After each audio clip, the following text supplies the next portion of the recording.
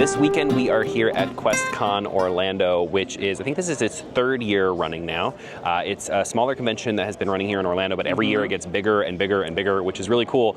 And it's super close to where we live, so it's easy to get here. But they have a whole bunch of wargaming going on, so they're doing like Warhammer and things like that. Lots of miniatures. Lots of miniatures gaming. They also have a whole vendor hall area. There is open board gaming, so later we're going to bring some board games in. We're going to be playing board games, and we'll show you what we're playing, and we'll tell you a little bit about all the games we're playing and what we like, and do some like quick first impressions after we play each game. I think that'll be really fun. We're really excited to be here. We're going to be here on and off for the next 3 days. This vlog will hopefully cover all 3 of those days, I think is the plan. Sure, sounds good. So we're gonna start looking around and we'll show you what we find.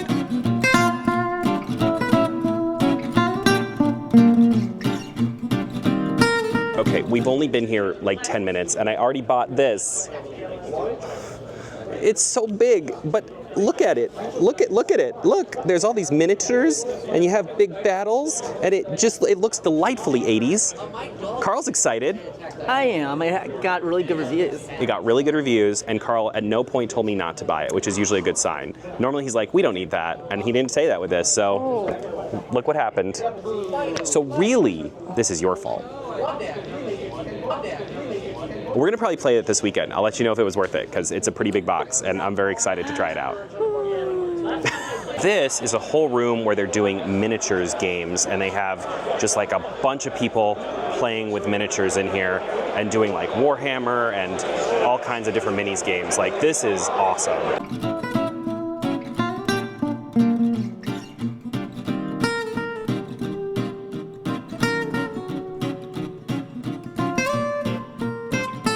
I would really love to try a miniatures game at some point. I don't know which one to start with. They all seem very daunting. They just look so cool.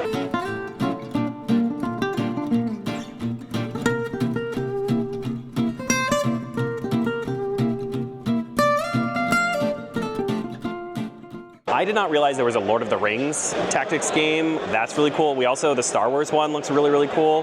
There's so many of these games. I want to learn how to play and I want to learn how to paint. It's very exciting. In this room, you can come and play a whole bunch of tabletop role-playing games. This is kind of where all of those are happening. Here, they have an area where you can sit down and play board games, and they have a library where you can rent board games as well. So our first game of the day, we just played this game called Lava Run. Now, this is a new game coming to Kickstarter very soon, so this is a prototype version. Really, the cool thing about this game is that it also comes with versions of all the little dinosaurs that you can crochet. So I'm going to be doing a full video about this, which by the time we post this vlog may already be up. It's competitive, and you're moving down this mountain, and you're trying to avoid lava while putting lava in front of your competition, and you're trying to be the first dinosaur to get to this raft, or the dinosaur to live the longest. If you're the last dinosaur standing, you win, or if you get to the raft first, you win as well. It's kind of mean, but very fun and very quick and very chaotic and kind of silly. I really liked it. I'm going to show you guys the crochet part when I do my full video about it, because that is really one of the highlights of this game too, is that you can use these pieces that we're using, or if you want, you can crochet all of the characters, and then you have the little crochet versions of them to use in the game, making it extra adorable. This is Lava Run. Carl, we just finished playing Lava Run. What were your thoughts? I think it's super cute. I really like it. It's not very complicated, so it's really light, but it's really fun. Yeah, it has a surprising amount of strategy, because there are special tiles that you can play that do things like create rocks that you can jump over so you don't get stuck in the lava, or pits that lava can fall into but also other players can fall into, or like jumping events. And it also comes with elements that you can add to make the game more complex if you want, but you don't have to add them in. So if you want to just be a really light family game, you can do that too. I'm really excited to show you the crochet element of this, because I think that just adds a whole other really fun layer to it that you can basically, it's kind of like painting your minis, except, I don't know, there's something cozier, I think, about crocheting the characters that you use in the game. So cute. It just adds like a really cute, cozy element to it. So I'm excited to show that part to you. But very unique. I've never seen anything like that before, yeah. And I think it's a really cool game. What I like about it, though, is that the gimmick of the crocheting part is there. However, the game itself, even without that, is still fun. Right. It doesn't need the crocheting, but crocheting makes it that much special. Yeah, which is great. Game 2 of the day is this game called Block and Key. The box basically folds out to be the game board. So you have the bottom area here where you're taking these blocks and adding them to your collection, and then you're trying to complete these cards by placing blocks up here. But the trick is, so there's a couple placement rules, but the trick is that you can only look at them from the 2D perspective of your side of the board. So you're using this side of the board to see if you've completed these cards, which makes it a really interesting little spatial awareness puzzle because, of course, if you come around to Carl's side, his side of the board is going to look completely different than my side of the board, and you're really just worrying about your side of the board and trying to complete these cards and get as many points as possible. I had a little difficulty, but I really liked it. So I will say, if you have people that you play games with that take a really long time to take their turn, I don't say that as a mean thing, but it is a game where you might, you can get a little locked in looking at it and trying to find the best move because it's so spatial. So that is one thing to be aware of. Like, there were turns that lasted a really, really long time. So if that's maybe not your vibe, just keep that in mind. But if you like a really cool spatial puzzle that's just really unique and has a lot of interesting, I don't know what that was. If you like a really interesting spatial puzzle, you'll probably really like it. The game also has solo mode. I think it's 1 to 4 players. So that's really cool too, is that it's got that versatility to it. But a really, really interesting game. And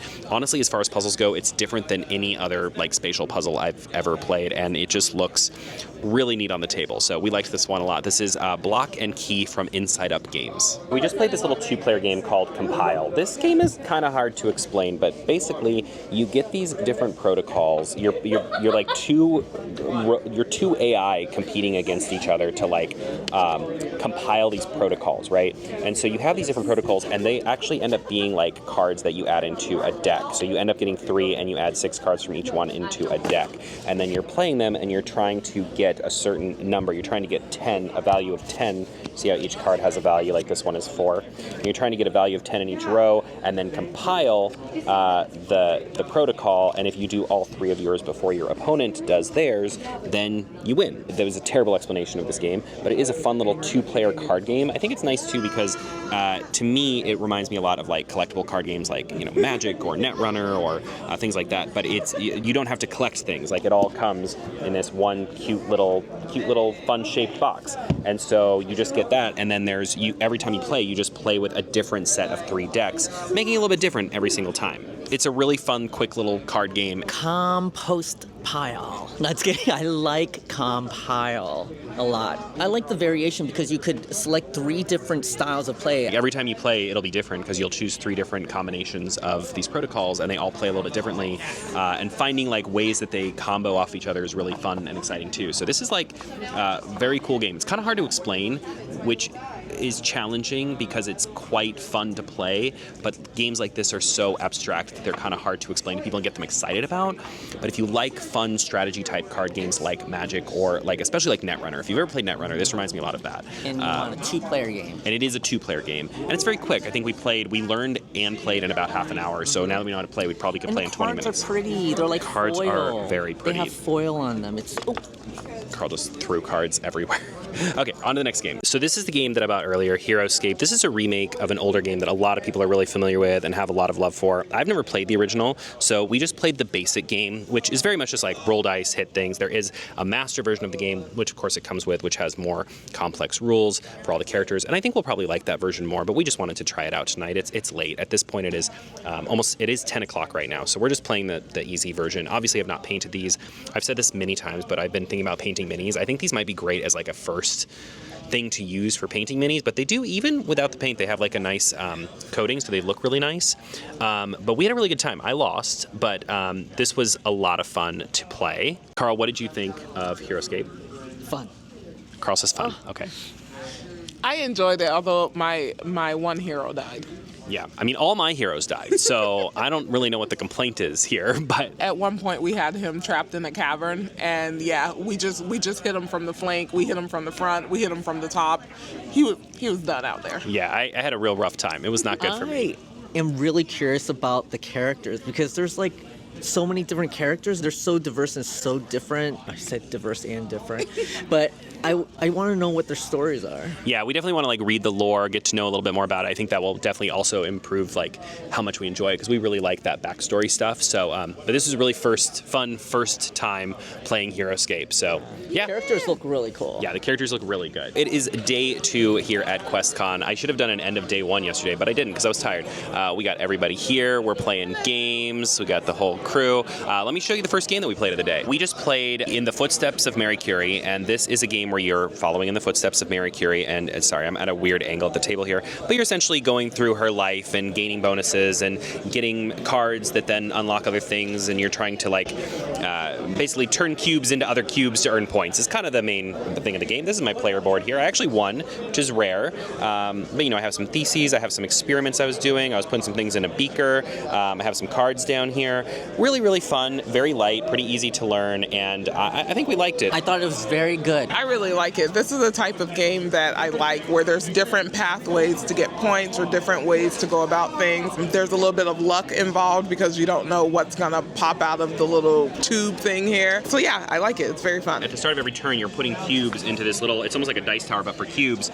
But like, not all the cubes come out. So like, some things get stuck in there. So you're never really sure what's going to pop out the bottom. And then that is the options that you get of things to take on your turn, giving it a nice sense of randomness, of like, you're not too much randomness, but just enough to keep things really interesting, because you might have a really good turn because of that, or you might have a not so great turn because of that, but it just all depends. And I don't think any of us just were unlucky the whole game. Like, some of us had some good turns, some bad turns. It was like a good mix. So that's In the Footsteps of Mary Cury. That is from Hachette Games. I also learned a lot about her and radiation.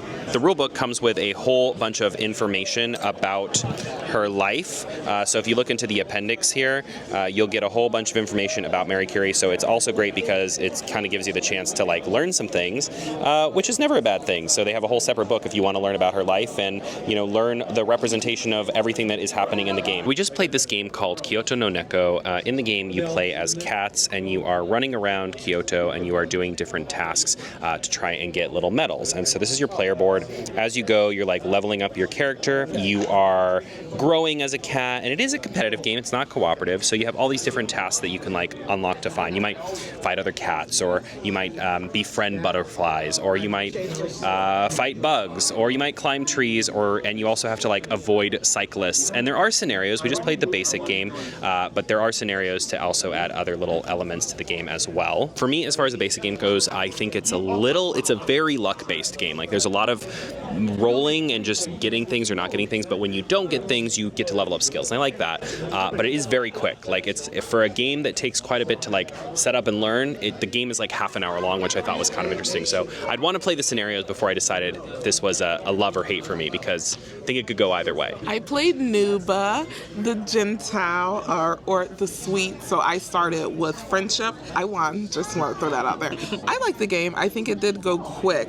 I will say at the beginning, I did get something that allowed me to look at 3 spaces, so the 3 things that I looked at, I knew were quests that I had to complete, and then I just got really lucky with rolling at the beginning, so that helped me a lot. I like it, it's cute. I would also like to see the scenarios. I was Aya, the athlete, or Aya, and I was horrible at this game. I didn't go very far. It is a very, very short game, but I think the scenarios are where the game is going to get good, because they have other things that you add to it are super cute, like a little boy that runs around, and then this old grandma and grandpa are like riding around.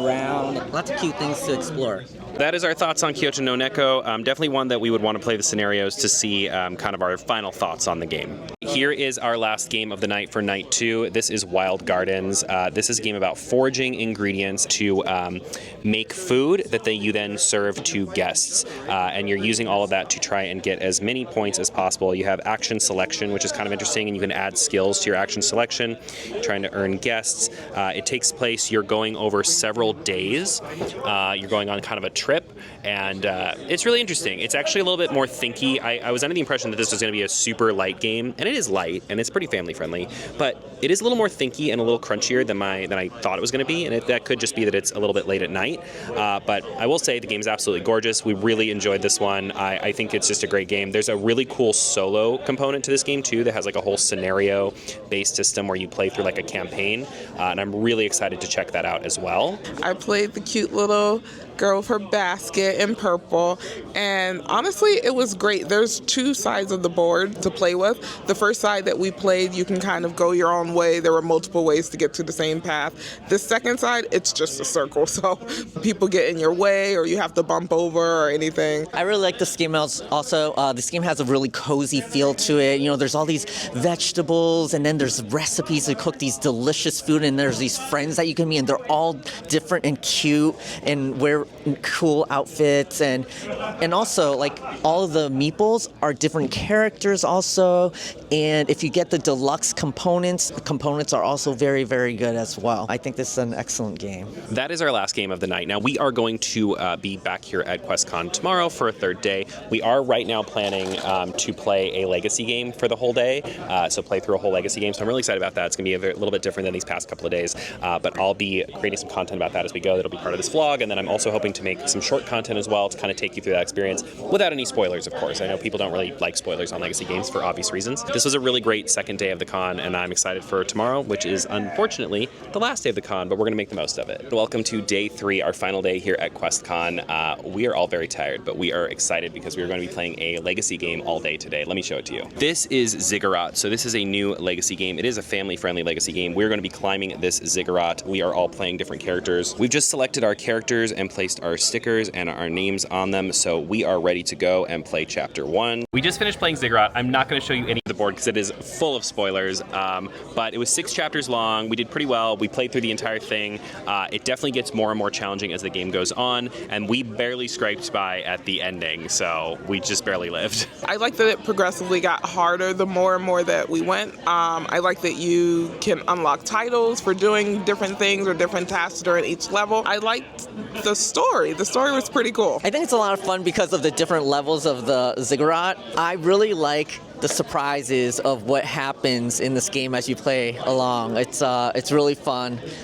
And that is a wrap for us on QuestCon 2024. We had a really good time. We played a ton of good games, a ton of new games, which was really exciting. I think this con is great. Local cons are great because they're a little bit smaller, they're less chaotic. You get to sit down and just like enjoy and chill, and you get to see every single vendor that's here, and you get to really see what they have to offer. It just was a really good time. And everyone who was running a booth, or even the people who were running like the game library, were lovely. So it was a great weekend, and we'll see you next year.